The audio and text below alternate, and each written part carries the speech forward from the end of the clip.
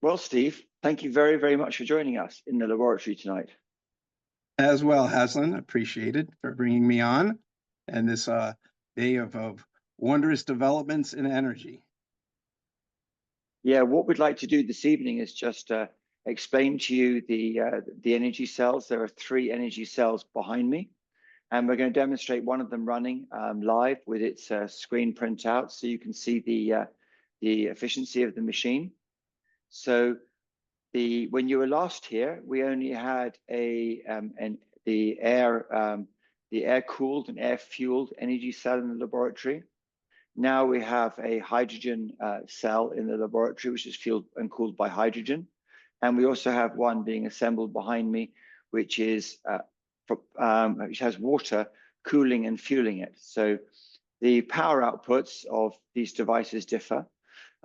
The air one, which you've seen before, is currently around 2 to 3 kilowatts out for approximately half a kilowatt going into it, which is sufficient for a house, for example.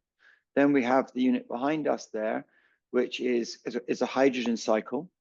And that one is designed to produce 70 kilowatt hours of electricity coming out of that machine.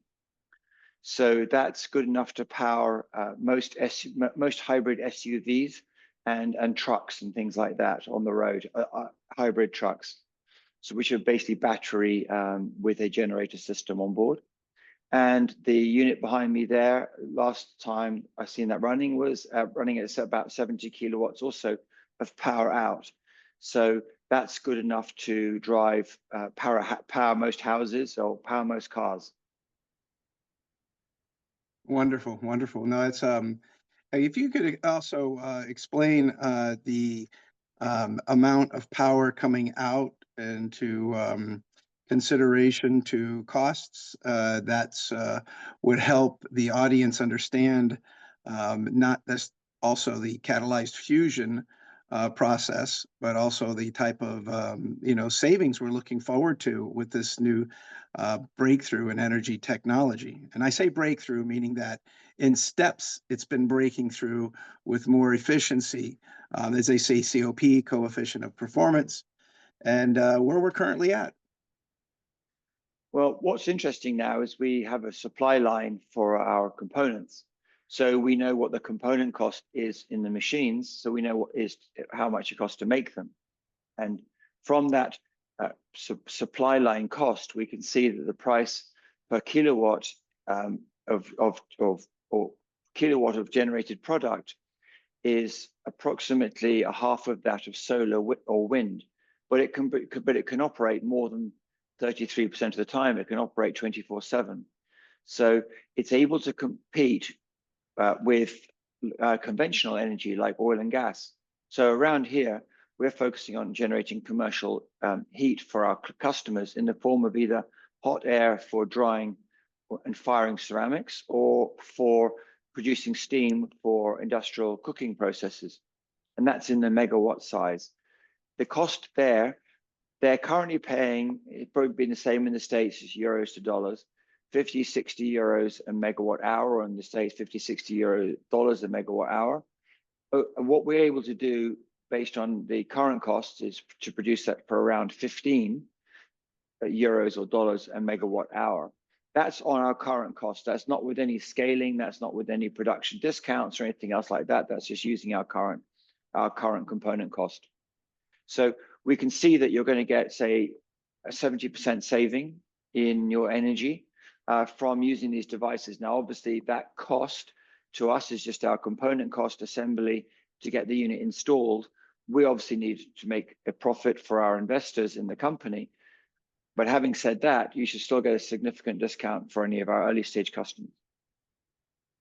That's very significant.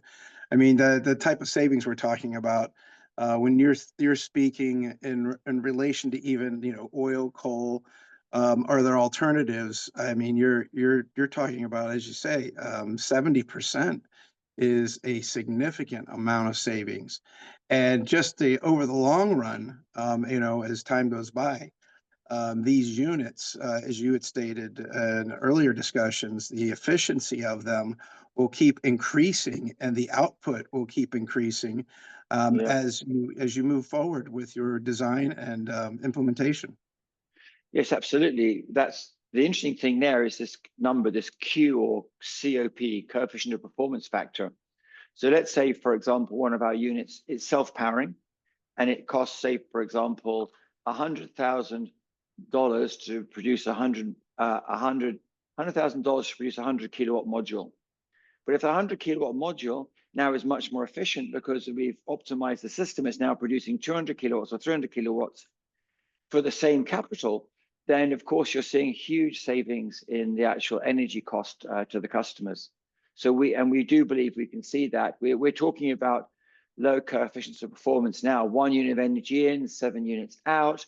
We can reinvest some of that energy to power the systems and provide an export. But when we're let's say 100 times more efficient than when we are now, then we would be able to produce energy at a far less cost. So I think we were discussing earlier that beautiful depreciationary spiral of energy should have a very good knock-on effect, not only to households, who would obviously benefit from lower cost energy in their cars, lower cost energy in their houses, but also for industry, for farming, etc. There should be a beautiful effect of increasing prosperity for the society. Oh yeah, definitely deflationary in such a big way. 80% of everything we do is energy. I'd put an article out about that, the $15 trillion energy market annually. And, beyond that, I mean, this is going to multiply.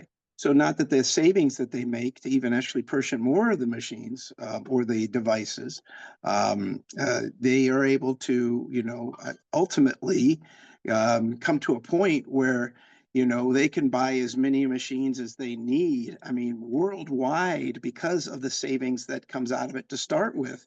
So Yeah. you're really ultimately just, it's like a money machine. And I used that example earlier. It's like an ATM. If you go in and you put in $100 and you get 170 back, well, you want a lot more ATMs because you're just going to use that money and it's going to keep multiplying. And that's the exponential growth that I discuss about this type of technology going international exponentially. Yeah, absolutely. So maybe what I can do now is I can ask a couple of the guys in the lab to basically turn the unit on. We can show it running to you.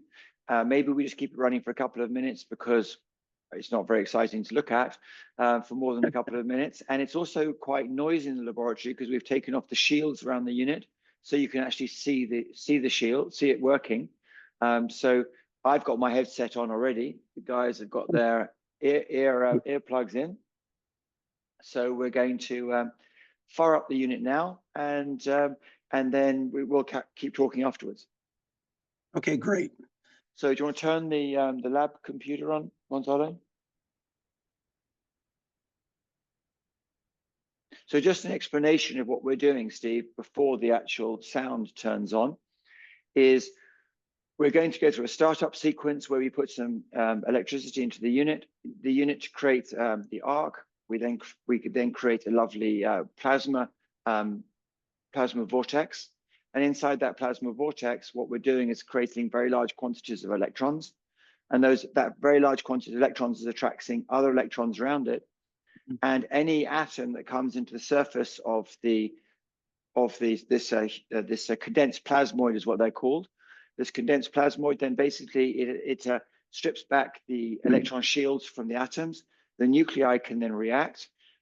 In there, they basically do fissional fusion. That's why it's called LENR, low energy nuclear reactions. They can be fission or fusion. And because we're running it in air, the predominant reactions are the hydrogens are becoming helium and the oxygen molecules are becoming carbon. Now, nuclear reactions can be 1 million times more efficient per gram than you would get in a chemical reaction. So we need a very small amount of material. And there's that old expression which Einstein or someone else came up with, which said a glass of water can power you for life. So, and that's about the energy density that we're talking about. So, and no further ado, I will ask the guys to turn it on. Okay, great. Thank you. There we are.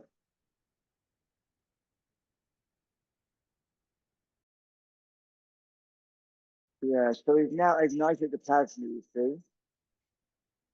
Okay, I see that. Yeah. Yeah. Looks like a Star Trek moment. Yeah, I mean, the potential to get energy out of these units is actually huge. So we're running it in a very safe regime at the moment because we've taken the shields off it.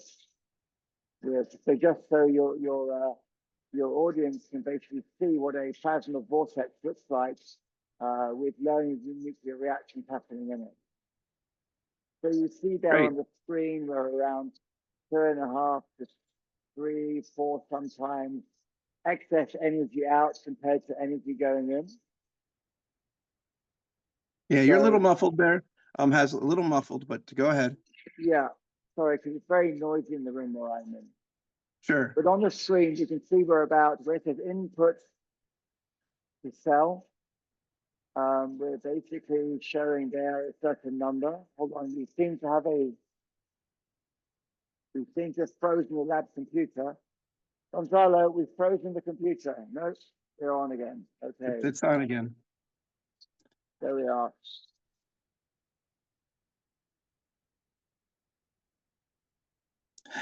We see those numbers.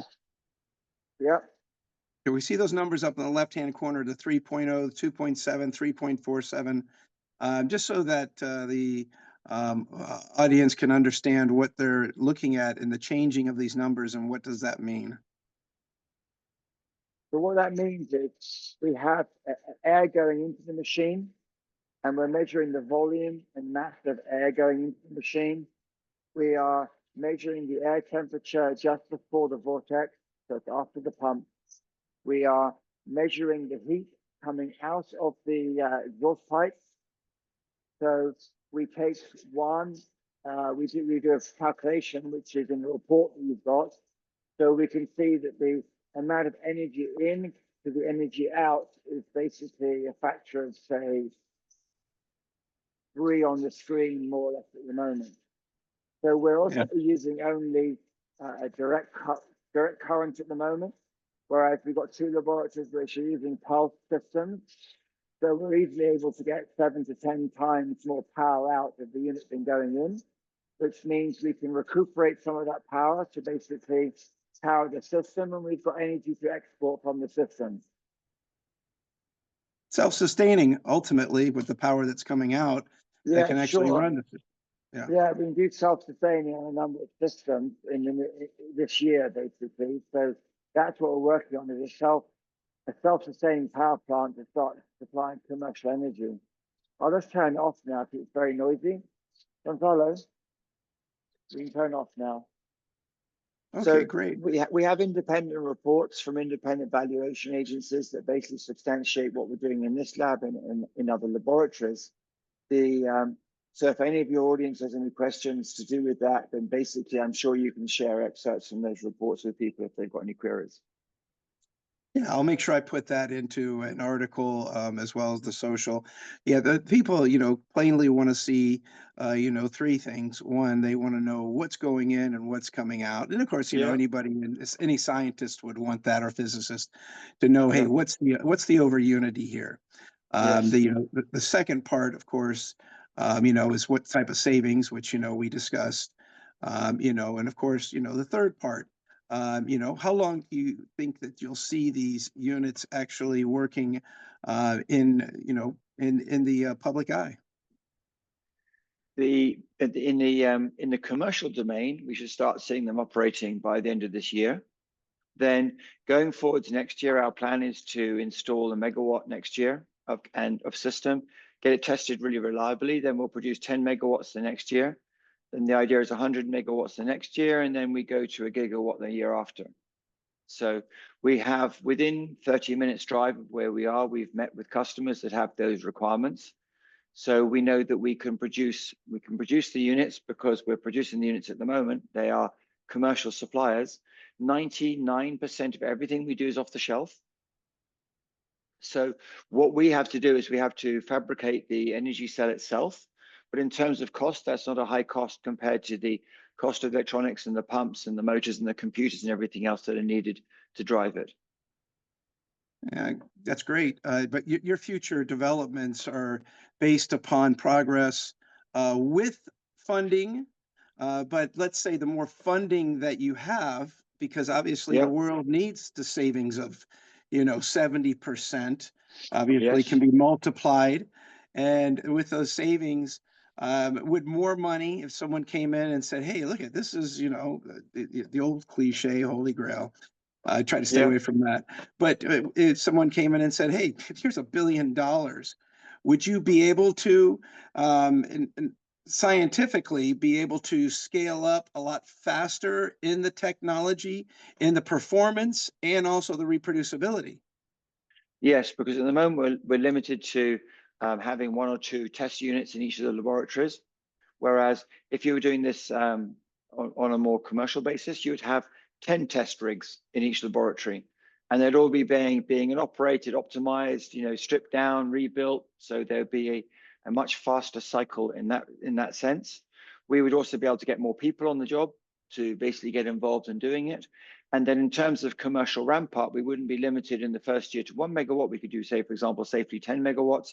In the second year, we go to 100 megawatts. Third year, we go to a gigawatt, for example, because we would have the resources to basically to put in the production system that we need to, and the stocking and everything else to really get motoring with this technology. That's great. As I have visited, many labs and been to yours actually a couple of times, Yeah, very impressive, and speaking with everyone as well. I see that your plans are based upon, how much you believe that you'll be working with as far as funding, investors, what may be. But I know myself, being 20 years Wall Street, that margins dictate everything on Wall Street. And sure, if yeah, the margins are as significant as you're stating in that reproducibility, then I would see no reason why, the big guys, the money drop when these first products come out, yeah. would not be in the billions very quickly, because once again, margins dictate. You cannot afford not to reproduce or replace for efficiency purposes Yeah. everything energy.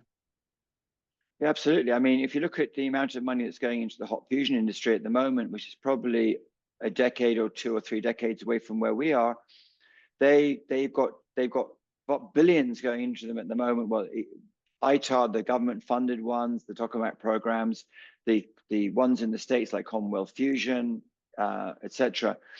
They've got billions going into them, but they've got huge engineering tasks ahead of them, and also there's no supply chain for tokamaks.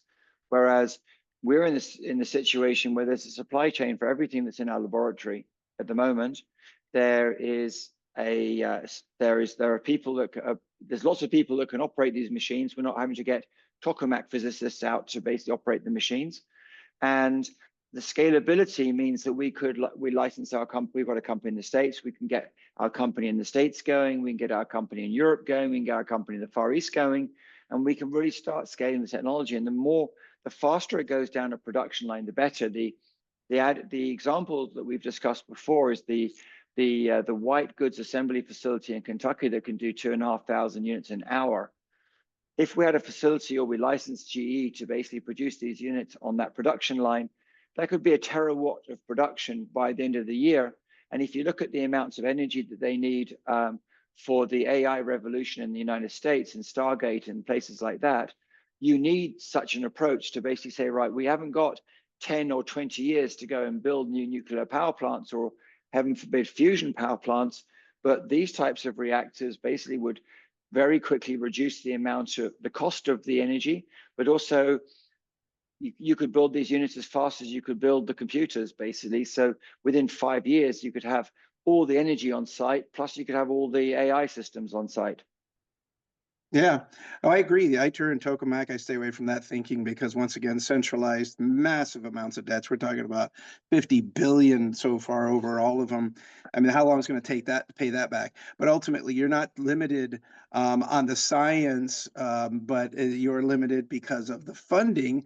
So the more Yeah, funding, the more scalability, the more that this can actually, just literally go wildfire, viral throughout the world, because once again, margins dictate. So, no, that's great. And I like the fact that you have, different labs around the world. I like the fact that you can decentralize this technology, and centralizing energy is what's been a big problem politically. It's, the vulnerability of centralization. And, it's just, it's fascinating. Yeah, it's like I think actually I'll ask one of my colleagues, Angie, could you pass that aluminium casing from up there? Because I've got a small energy, we've got a small energy cell up there. But in terms of democratizing energy and energy sovereignty, it's fantastic because the average householder needs around 50 kilowatt hours of energy a day, and a device that big can basically, what's it, accessories on it. The device that big could basically do it. And as Steve Jobs said, there's a thousand tunes in my pocket. Well, with such a device like this, you can basically have all your energy for your house and your car in your pocket. It does fit in my pocket, but yes, I won't demonstrate it live now.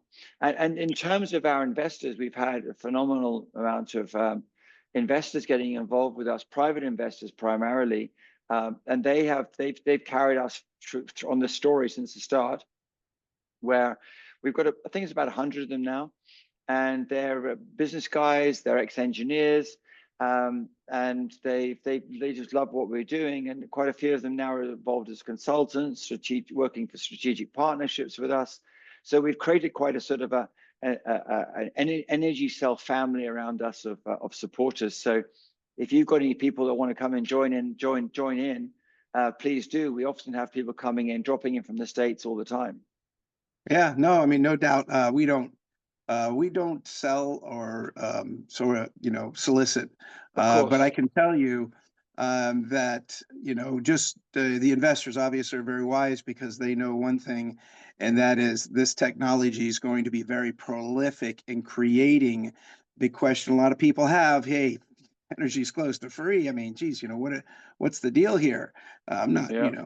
But at the same time, the prolific part of, turning out so many new industries, Yeah. because, going from one style infrastructure to a decentralized, as you said, you can put one of those units in an Android, Yeah, exactly. heavily burdened. I mean, you're talking about millions of Androids going to be coming out. They need something like this. And that's what's amazing, that Yeah, on the the way we Android can. side, we've got the smaller ones, you see, in from milliwatts to watts. So Wow, you don't have to wow, have, you'd have a very small lithium ion balancing cell in your laptop, but your primary energy source would be the air that your laptop's in. So wow. as your fan of your laptop's cooling the chip, basically it's sucking air through the machine. That's the power that we need for these LENR reactors, energy cells. And off you go. And by the way, on the science side, there's the international conference, ICCF 26 conference in Japan in May, at the end of Yeah, which May. I'll be going. Yep. Yeah, we've got a couple of papers to present, I believe, there. And if for anybody who's interested in this space, then really they should make their way out to the conference. I mean, I think 4 years ago it was in Palo Alto Yes. in California. And then previously the year before it was in Spain, in Poland.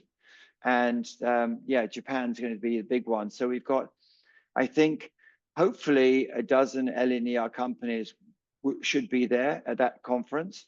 We've got nearly all the scientists that are involved in the planet, basically. And this conference has been running for 30 years. So it's not like it sprung up suddenly, just the technology is maturing. So the science is really going into the laboratories now and going into the commercial arena with Clean Planet that you've covered before. They're doing great stuff in Japan.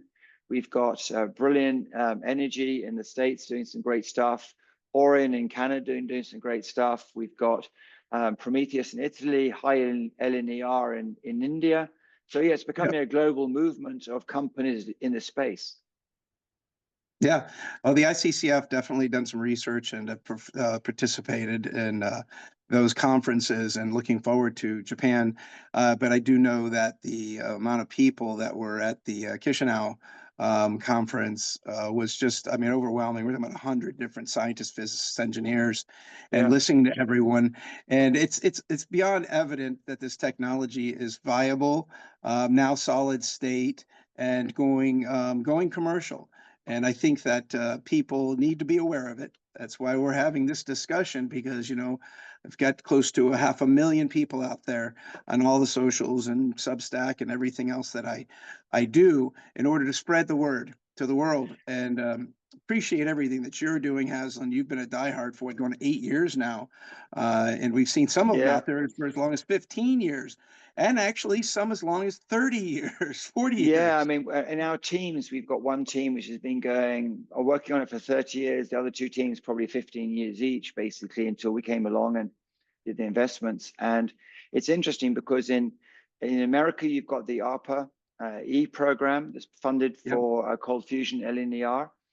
And that's with 10 major universities and teams in the States. And the European Union wrapped up theirs end of last year very successfully, to show that you can get 10 times more energy out of a LENR reaction than a chemical reaction. And that was reported on by Professor Jean-Paul Barberian from his laboratory in Marseille. And I think 15 other members of that academic consortium that took part in the clean HME program in the European Union. So yeah, the technology is definitely maturing. Yes, there's roughly, I think I've counted about 10 viable. I think you've listed about 6 of them that I've either discussed or, you know, associated with. Yeah. And in that of those 10, I can see that the your in the just in my calculations, understanding of your technology, where you're at, you know, valuations.